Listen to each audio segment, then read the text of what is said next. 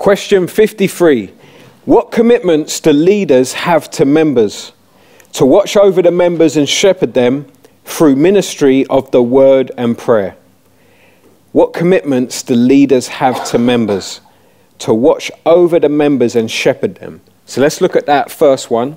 So if you could turn to Acts 20:28. What action are pastors told to do? Watch over their flock. Say that again, Stace. Watch over their flock. Yeah, watch over themselves and their flock. Okay. What word is used to describe pastors? Shepherd.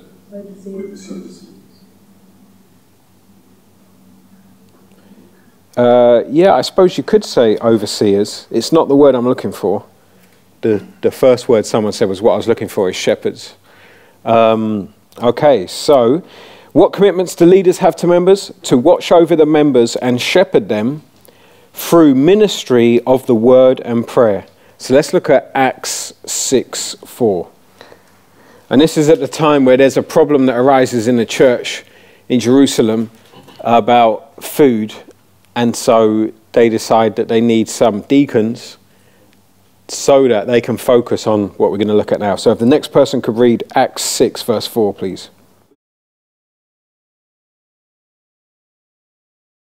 What two things are pastors supposed to prioritize? Prayer and ministry of the word. So the application questions here are you letting your pastors shepherd you? In what ways do you let them shepherd you?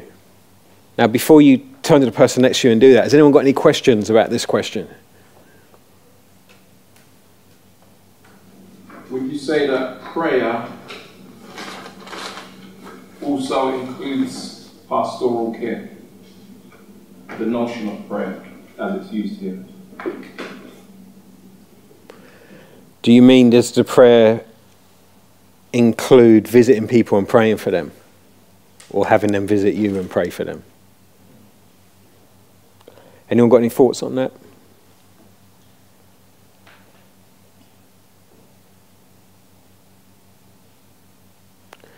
I can't see that it wouldn't be that. And I think in James where it says if you're sick, then the elders come round and pray for you.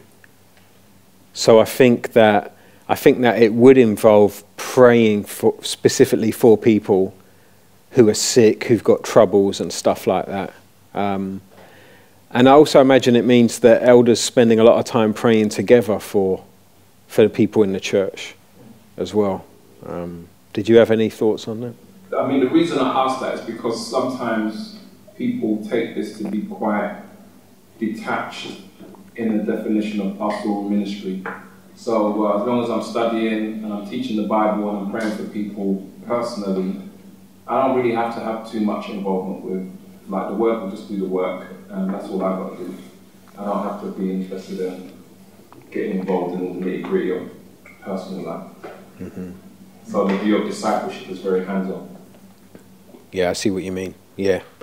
Yeah, so I think the James reference does show that, I haven't put it in the Catechism, but the fact that in the book of James it says, let's look it up now.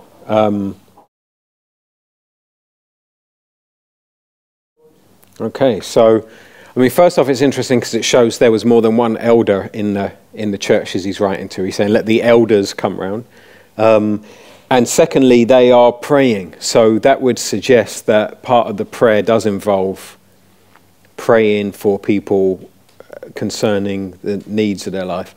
I had a pastor who, even when I talked to him on the phone about something at the end, he'd say, can I pray for you? And it was just really nice. You said shepherding. Like, for most people, inner city people, they're not going to really have an idea of what shepherding even looks like. That's a good point. So I think what that highlights is I need to have an illustration here about shepherding to explain about what a shepherd is like.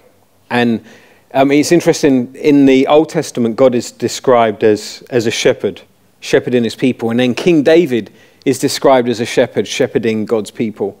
Some of you know Moses was a shepherd. And then Jesus turns up and he says, I'm the good shepherd, shepherding his people. He says, the sheep hear my voice, which we've already done in the Catechism. And then you get these elders or pastors, which means shepherds or overseers, appointed who are supposed to shepherd God's people. So we think about, what does a shepherd do in the ancient Near East?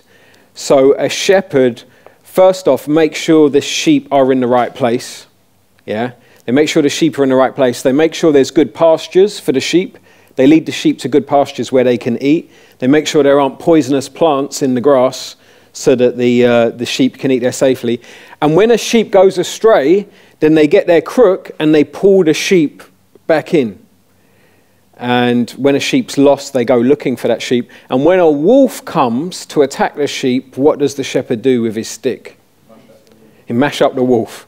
So we can see there the idea of being a shepherd, the idea of being a pastor, means protecting the people in the church from false teaching and from false teachers and from divisive people. It means providing food for them, so that would be giving them the word of the Lord. And it means making sure they're not going off on the wrong path. So that means saying to people sometimes, look, I'm worried about you. You seem to be going off the wrong path. Is there anything I should have added, Ephraim? For a good visual description of that, and there's a BBC documentary that I found the link of a young shepherd boy in North Africa guiding out the sheep across the desert to a watering hole. And these 4 big massive elephants turn around and go to chase them away from their watering hole. So he picks up these rocks and scatters 4 elephants, just a little boy. But it's just a brilliant example of the shepherd guiding his flock, and to give you that kind of visual. The shepherd is willing to lay down his life for the sheep. So I think that's quite key. Yeah, so Jesus expands the metaphor of the shepherd. What verse are you giving us there? John 10, yeah. Let's go there now then.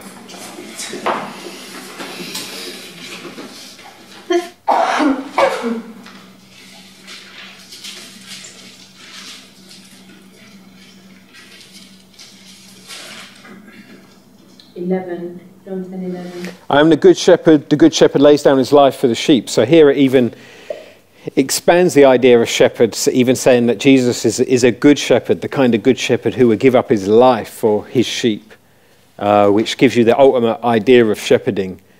So ideally, pastors should be giving up their lives for the flock. You shouldn't hear pastors complaining about what they're giving up for the church, because that's part of the job. That's what Jesus did. If you are a pastor and you want to know more about shepherding, one of my professors at Westminster, Timothy Whitmer, has written a very good book on shepherding. And it's very good. And there's one story he tells in it of how in the ancient Near East, or in the Near East, the shepherds always walk in front of the sheep. And he was saying that they don't drive the sheep or something. They walk in front of it, leading them. And there were some guys on a tour bus in Israel, and they saw a bunch of sheep with a guy walking behind them, like pushing them along. And they were like, well, how do you explain that then? So the guy goes up and talks to them and comes back smiling and says, oh, he's the butcher. So, you probably get the book and find I've told it the wrong way, and that the shepherd's supposed to be at the back making sure all the stragglers are in there or something. I don't know. So yeah, that's shepherding. So thanks for pointing that out. So I guess we didn't... Now, I think we used to have a video here on shepherding, because I did a 3-part series at our church on shepherding to try and explain it. Shepherding is a real blessing to you. If God's put shepherds in your life, God is protecting you, and it's a real blessing to have that in your life. But we live in an anti-authority culture, so we often don't see it that way. Although we're happy for Oprah to be our shepherd, or for Carl, whoever it is. Jeremy Carl, yeah. Okay, so turn to the person next to you, and those 2 questions, application questions, if you can do those, and then pray together. If you are sitting next to your pastor, then temporarily change seats, because that would be awkward.